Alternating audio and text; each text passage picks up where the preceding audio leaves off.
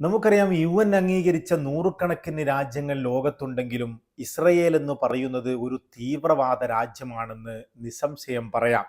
കാരണം ലോകത്തെ ഒരു നിയമങ്ങളെയും അവർ അനുസരിക്കുകയില്ല എന്ന് മാത്രമല്ല, ലോകത്തെ ഒരു കരാറുകളെയും അവർ നടപ്പിൽ വരുത്തുകയും ചെയ്യുകയില്ല എന്നുള്ളതാണ് അവരുടെ ഒരു പ്രത്യേകത.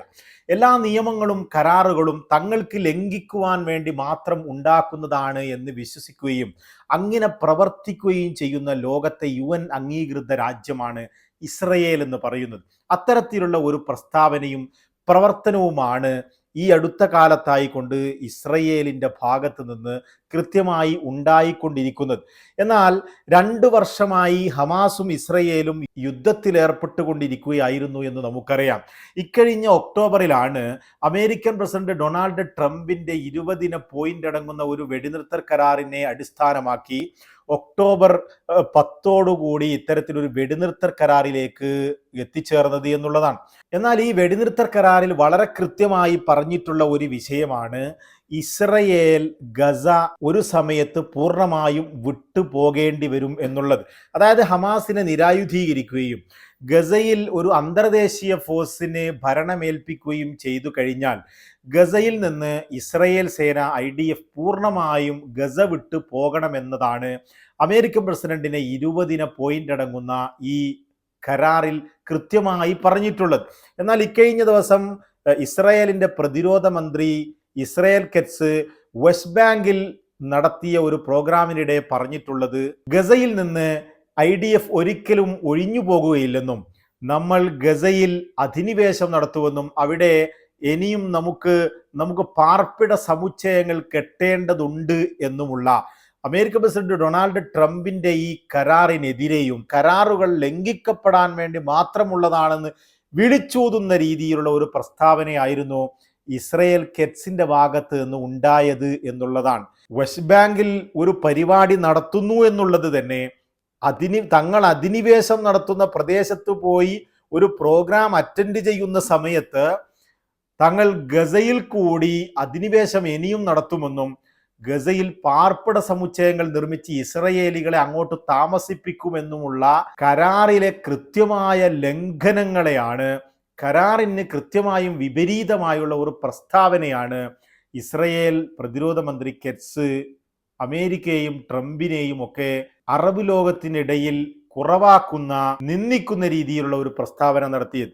എന്നാൽ അതിനുശേഷം US ഉദ്യോഗസ്ഥരിൽ നിന്ന് ഇതിനെതിരെ പ്രസ്താവന വരികയും പിന്നീട് ഇസ്രയേൽ കെറ്റ്സിന്റെ ഓഫീസ് ഇത് തിരുത്തുകയും ചെയ്തു എന്നുള്ളതാണ്. ഇസ്രയേൽ കെറ്റ്സ് ഇന്ന് വെസ്റ്റ് ബാങ്കിൽ പറഞ്ഞ വിഷയം അത്തരത്തിലല്ല, യാതൊരുവിധ സെറ്റിൽമെന്റും ഗസയിൽ ഉണ്ടാക്കുവാൻ ഇസ്രയേൽ ഉദ്ദേശിക്കുന്നില്ല എന്ന രീതിയിലുള്ള ഒരു കുറിപ്പ് കെറ്റ്സിന്റെ ഓഫീസ് പിന്നീട് പുറത്തുവിടുകയായിരുന്നു.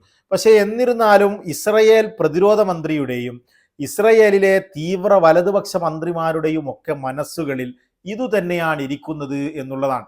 ഇക്കഴിഞ്ഞ ദിവസങ്ങളിലായി കണ്ടുവരുന്ന ചില നെതന്യാഹുവിൽ നിന്നും മറ്റുമൊക്കെ ഉണ്ടായിക്കൊണ്ടിരിക്കുന്ന ഗസ കരാറിന്റെ കൃത്യമായ ലംഘനങ്ങൾ, വിവിധ തവണകളായി ഗസയിലേക്ക് നടത്തുന്ന ആക്രമണങ്ങളൊക്കെയും ട്രംപിനെ അറബ് ലോകത്തും അതുപോലെ അമേരിക്കയുടെ നാറ്റോ ഇതര അലി എന്ന് വിശേഷിപ്പിക്കപ്പെടാവുന്ന ഖത്തറിന്റെ ഇടയിലും അതുപോലെ അറബ് രാജ്യങ്ങൾക്കിടയിൽ അമേരിക്കയെ കുറവാക്കുന്ന രീതിയിലുള്ള, നിന്ദിക്കുന്ന രീതിയിലുള്ള പ്രവർത്തനങ്ങളായിരുന്നു എന്ന് തന്നെ വേണം പറയാൻ. ഇതിനിടയ്ക്കൊക്കെ നമുക്കറിയാം വെസ്റ്റ് ബാങ്കിൽ കൃത്യമായി അധിനിവേശം നടത്തുകയും വെസ്റ്റ് ബാങ്കിൽ ഒരുപാട് സെറ്റിൽമെന്റുകൾ ഇസ്രയേൽ നിർമ്മിച്ചു കൊണ്ടിരിക്കുകയും ചെയ്യുന്നു എന്നുള്ളതാണ്.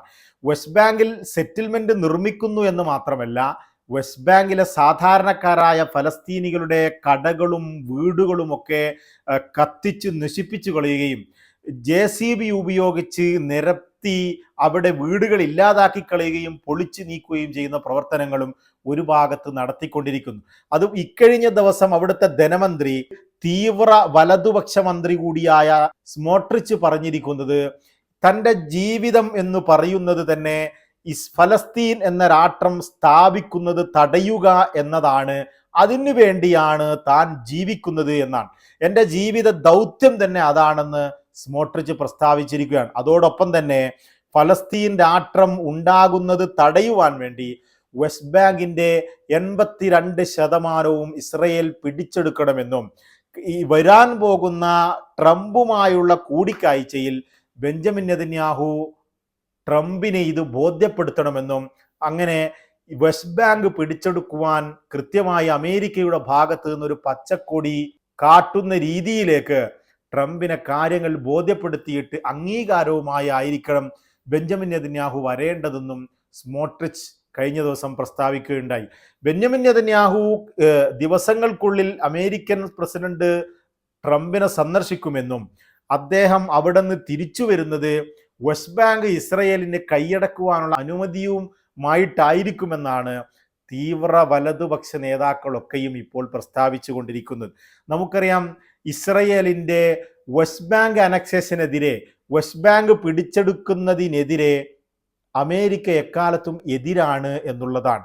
ഇക്കഴിഞ്ഞ ദിവസങ്ങളിലൊക്കെ, കഴിഞ്ഞ മാസമായിരുന്നെന്ന് തോന്നുന്നു, ആദ്യഘട്ടം എന്ന നിലയിൽ ഇസ്രയേലി പാർലമെന്റിൽ, ഇസ്രയേലി നെസറ്റിൽ ഇത്തരത്തിലൊരു വോട്ടെടുപ്പിന് ഇടുകയും ആദ്യഘട്ടം എന്ന നിലയിൽ ഇത് വെസ്റ്റ് ബാങ്ക് പിടിച്ചെടുക്കുന്നതിനുള്ള ബില്ല് പാസ്സാവുകയും ചെയ്തത്.